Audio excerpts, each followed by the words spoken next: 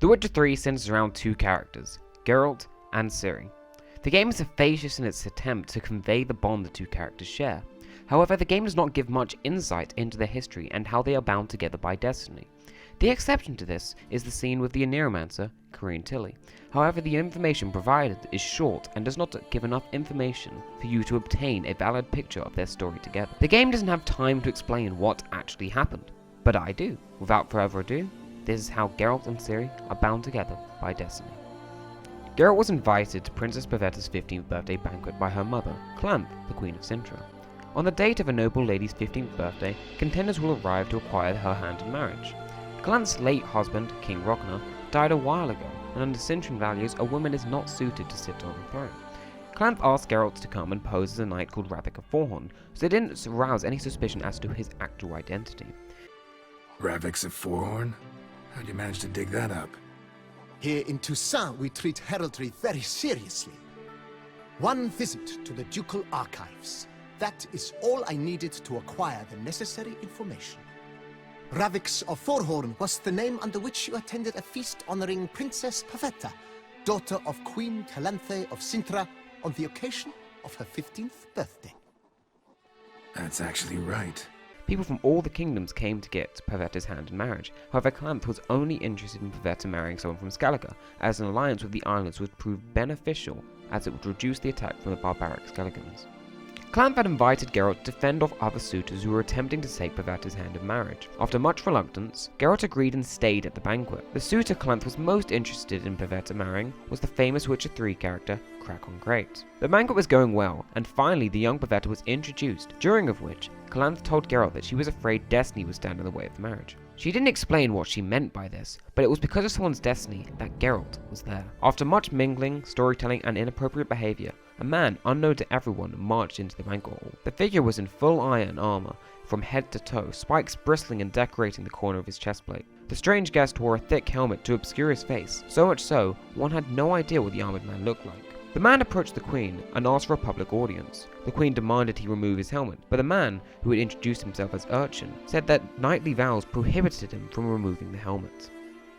Urcheon proclaimed that many years ago, whilst hunting, he rescued the late King Ragnar, Clanthe's former husband, who had got lost hunting. He had fallen into a ravine and broken his leg. It was Urcheon who had rescued him in these moments. He followed by saying that whilst being rescued, the late king promised him a reward. All of this happened 15 years ago, and Urcheon had come to claim the reward he was promised. Urcheon had invoked the law of surprise, which states that whatever he had left at home without knowing or expecting, it would be promised to Urcheon. The king agreed to the promise, and when he returned, he found something he wasn't expecting. Queen Clanthe, his wife, was in labor. Urcheon had traveled to Cintra as Pavetta was promised to him and that he only had the right to marry her. Arguments erupted in the hall, and Clanthe admitted that on his deathbed, Ragnar told Clanthe he had promised Pavetta to Urcheon, and the oath and promise was real. Geralt, who had been quiet up until this point, declared the law of surprise was only valid if the child promised agreed to being taken, and that he knew this as he was a Witcher, a guild notorious for using the law of surprise. Pavetta was only promised to Urcheon if she agreed to the marriage. Urcheon removed his helmet to reveal a face covered in reddish bristles and white spikes. It was clear at this point that Urcheon was a cursed individual. It was now obvious that Clanthe had Geralt come to the banquet as she knew Urcheon would be there, and wished that he would stop Urcheon fulfilling the destiny. Pavetta was asked whether she wished to marry Urcheon, and to everyone's surprise, she agreed to it. A fight erupted in the hall as all the potential suitors fought each other. People threw themselves at Urcheon and tried to kill him. Urcheon avoided all the blows until Ranfern of Wtcher stabbed him in the back and a gap between his armor. Pavetta screamed as Ranfern went to finish him off. Geralt came to the rescue and pushed Ranfern away, and others trying to kill Urcheon. Suddenly, Pavetta screamed and turned green. The sound erupted and forced everyone to fall to the ground, holding their ears. The pain was excruciating, and the noise broke plates and glasses everywhere. Geralt took cover behind a table with the druid Urcheon, who you probably should remember from The Witcher 3. Urcheon proclaimed that Pavetta was releasing pure primordial force, something that she had completely no control over. The power takes over her whenever she gets emotional, similar to the Ciri Kaer Morhen scene, which most of you should remember. Urcheon and Geralt managed to restrain Pavetta and stop her monstrous rampage. It was revealed that the real reason Clanthe wanted Pavetta to marry Crack was because she was in love with Crack's guardian, Ice Triasak, and that once Crack was king, Aist and Calanthe would work behind the scenes and rule Cintra together. Urcheon told Geralt that Pavetta's power that she had almost destroyed the palace with was something that she had inherited through the family blood. Urcheon had gone from a cursed man to suddenly a normal human being. Urcheon revealed his name was actually Dunny. He explained that he had been cursed since birth and had been told a child's prize was the only thing that could cure him, which is why when the situation occurred, he asked Rogner to make the promise. He knew that the law to work, the child would have to agree to it, so he began to court Pavetta privately, and the two had fallen in love. Calanthe saw that the two were in love, so agreed to let the two marry. Calanthe also decided to marry Aist Triasek, and the two agreed to rule Cintra together.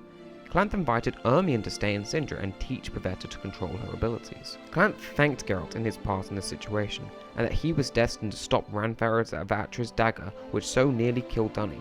She asked him what reward he desired.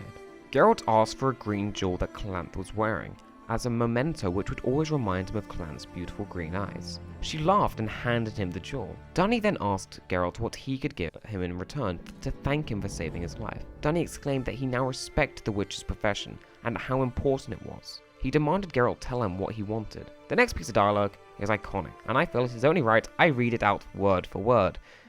And I probably will mess it up. Dunny, said Geralt seriously, Calanthe, Pavetta, and you, righteous knight Triasek, future king of Cintra.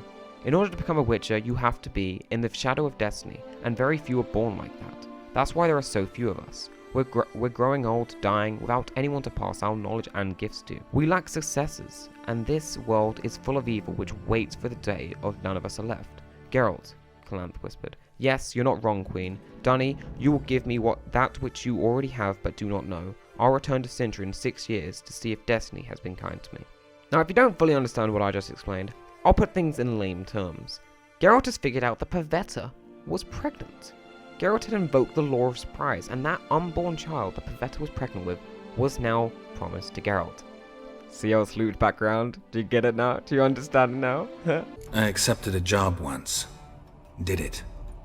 Asked to choose my reward, I invoked the law of surprise. Never thought I'd actually meet the child promised to me at that time. Geralt did return 6 years later for the child he was promised. However, the situation was not ideal. Dunny and Pavetta had died after being in a shipwreck. Game side note, Dunny is Emir from The Witcher, but the thing is that at this point no one knew that. He didn't actually die in the shipwreck. It's a big plot twist in the book. Don't worry, you don't need to know. Everyone believed they both died. Just so you know, everyone at this point thinks they all died. Pavetta definitely died though, just so you know. It's confusing, just let bygones be bygones, don't worry about it. The orphan child was now all Calanthe had left. She made it clear to Geralt that she didn't want to let Geralt have her, but she didn't want to stand in the way of destiny. Geralt said that he wouldn't take the child if Calanthe didn't agree. Calanthe stated she was terrified of the consequences of avoiding destiny, and that she would be punished for not fulfilling it. Geralt said he didn't believe in destiny and refused to take the child promised to him, and left Cintra empty-handed. He set off without fulfilling his destiny. About 3 to 4 years later, Geralt was traveling to the Brokilon forest. The Brokilon forest is inhabited by the Dryads, an all-female tribe who are sworn to protect the forest. They see the trees as living entities and swear to protect them from invaders. All Dryads drink the water of Brokilon when they first arrive. The water makes them forget their previous life and only starts caring about protecting the forest, the trees, and the Dryad leader, Ithne. Anyone who walked into the Brokilon forest unannounced would be killed on sight, no questions asked. Geralt travelled to the forest as a diplomatic envoy sent by King Vezlav.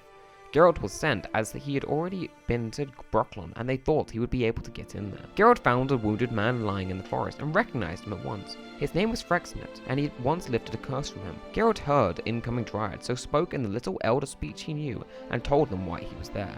They took Frexnet, who was screaming that Geralt must save the princess. Geralt was left with a 16-year-old Dryad named Brienne, who began to escort him through the forest. Whilst going through the forest, they heard a scream and chased to see what it was. They found a massive myriapod. Bran saved Geralt's life after an incredible display of archery. The myriapod had been attacking a little girl, so Geralt assumed it was the princess Frexnet was talking about. Bran told Geralt that because they were in Dryad territory, the girl belonged to the Dryads, and they would taste the water of Brokilon. Geralt and the little girl argued as she began to scream that she would have both of them beheaded if they didn't help her out, without knowing what Brienne really had in store. Geralt agreed and decided that he would persuade Ithne not to turn her into a Dryad. Geralt asked the little girl's name, to which she responded, Ciri. After much hesitation, Ciri explained she didn't want to go home as her grandmother was trying to marry her off to someone who disgusted her, and that the reason she was in the woods was that she had run away. Ciri's legs were hurting, so Geralt carried her on his back to their destination, the capital of Brokilon, Juncanel, which was a couple of days' journey away from their current position. Ciri began pestering Geralt with questions which he was too tired to answer. She grew annoyed that Geralt was ignoring her, so began to yell things at him. She screamed, "I'll bite your ear!" Geralt had enough, so took her off his back and told her that if she didn't stop being an obnoxious little brat, he would thrash her, and that no one would stop him as they were not in the royal court, but in a forest. Ciri sniffed and agreed she would be nicer. She was only 9 years old at the time.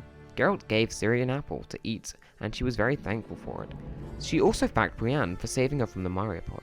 She told Geralt she wasn't going to be a princess, and that her future was a secret. They made camp for the night, and Brienne started to tease Ciri, to which she responded she would have her head chopped off, and Geralt's response is possibly my favourite line in the books. "You know, Ciri, you can die from having your head chopped off." Ciri told Geralt her grandmother told her she was destined for something, and that she wouldn't be able to escape the destiny. She explained that that was the reason she ran away from the wedding. After Geralt told Brienne and Ciri's story that Vesemir had told him when he was a child, the three snuggled up together and fell asleep. They arrived at the capital, where they found Frexnet, who was overjoyed Geralt had found Ciri.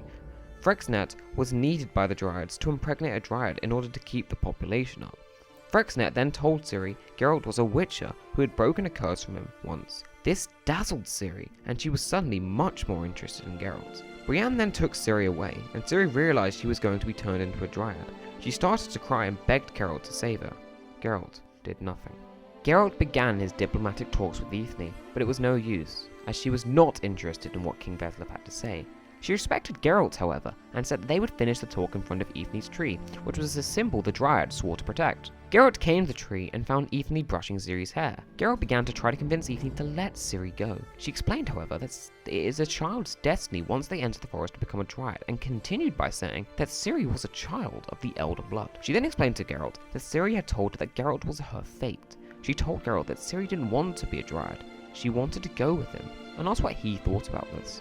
Geralt was angry, and said that Ethne would feed her the waters of Brokilon, and so that what he wanted didn't matter. He said that the poison would destroy Ciri's memories, and begged Ethne to let her go. Ethne gave the cup with the water of Brokilon to Ciri. Engraved on the cup was a phrase: "The sword of destiny has two blades. You are one of them." She said to Geralt that if Ciri drank the water and still wanted to be with Geralt, then she would let him go. Geralt watched in disgust as Ciri drank the water. Ethne then asked Ciri, "Choose. Do you wish to remain in Brokilon, or do you follow your destiny?" Ciri responded instantly, "I wish to follow my destiny." Geralt couldn't believe what he saw. He was convinced it couldn't have been the real waters of Brokilon, but it was. He drank it to test and had a vision where he realized Ciri was the child of surprise promised to him on Pavetta's birthday, that Ciri was Callant's granddaughter, that Ciri was his destiny. He woke up in the middle of the forest with Ciri. Ciri explained to him that the Dryads had let them go. She spoke excitedly by saying she was finally following her destiny with Geralt. She wanted to become a Witcher. On the road, they ran into Urcheon, a man Ciri called her uncle. Urcheon tutored Ciri much like how he had tutored Pavetta. They fell asleep in Urcheon's tent. Urcheon and Geralt started talking. Urcheon told Geralt that he should take Ciri, even though he knew Geralt didn't believe in destiny. Urcheon said that whatever happened, Ciri and Geralt would be together, and that he couldn't avoid it. Ciri, all her life, muttered Geralt's name in her sleep. Urcheon then said that Geralt should take this opportunity to complete destiny, as if he didn't, then destiny would manifest itself in a more destructive way. Geralt looked at Ciri, who was fast asleep, and then Geralt decided to leave. He got on a horse and rode away. Whilst riding away, he heard Ciri scream not to leave her, scream to come back and take her. She cried and panicked and begged for him to return. She screamed that she was his destiny, but Geralt still refused to believe destiny existed, and he rode off and thought he would never see her again. Years later, I was in the Brokilon forest. Happened on a girl there, didn't know who she was. The Dryads wanted to keep her, turn her into one of their own, but the Waters of Oblivion, they failed in her case. Ciri came out of Brokilon with me. I sent her back to her grandmother then, but already I felt bound to her. By destiny. By something more. Nilfgaard waged their first war in the Northern Kingdoms and started slaughtering everything and everyone they passed. They reached Sodden Hill, where all the Northern Kingdoms' armies took a stand. The Northern Kingdoms won the battle, but for a while it didn't look like they would. Geralt and Dandelion fled together, and on the journey, Dandelion told him that Nilfgaard had massacred Cintra. They had killed Calamp and Triasac, and reports also suggested they had killed Ciri. Geralt was heartbroken. Around about a year after the first war with Nilfgaard, Geralt came across a merchant whose cart got stuck crossing a bridge. The area was dangerous, and so Geralt told the man he would help him, but he must receive something in return. The merchant agreed, and so Geralt invoked the law of surprise. He said, "You will give me whatever you come across at home on your return," but did not expect. The man named Yerga agreed, and Geralt began to help him. Suddenly, about 12 drowners attacked Yerga. Geralt sprung to the rescue and killed them all after a difficult battle. He collapsed, grasping his leg, and Yerga saw he was badly wounded and was losing a lot of blood. Yerga got him in a cart and sought medical attention immediately. During his unconsciousness, Geralt relived the last time he saw Yennefer.